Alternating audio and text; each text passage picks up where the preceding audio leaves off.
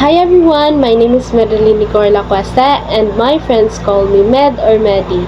I live in Pigdel Alyosan, Cotabato, where people value tradition and community bond. My family consists of my mother Merlita La Cuesta, who is a dedicated housewife, and my father Chudorico La Cuesta, who works as a farmer.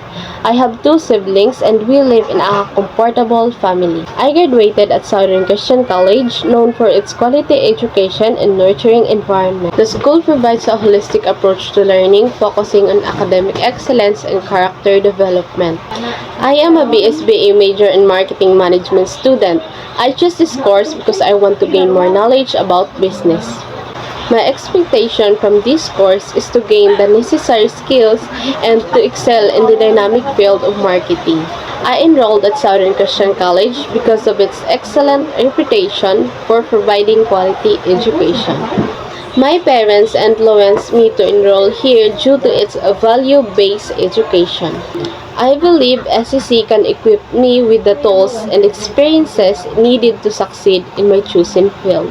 My goal is to become a successful marketing professional, and I plan this to achieve by working hard, continuously learning, and seizing opportunities for growth.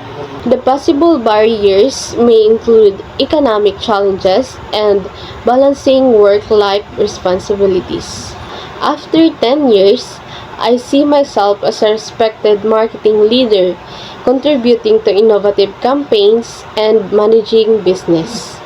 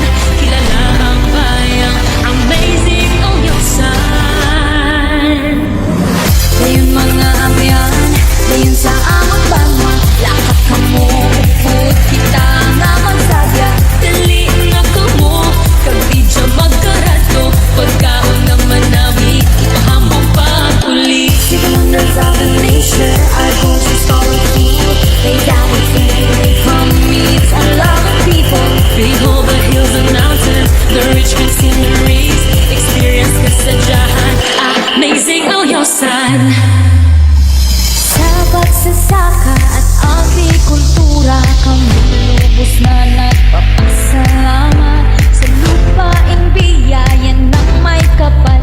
Sa saganang ani kami nabubuhay. Dito sa bayan ng Alyosan, lahat pantay-pantay. Kabataan, kababaihan, maging sino ka man, lahat may oportunidad.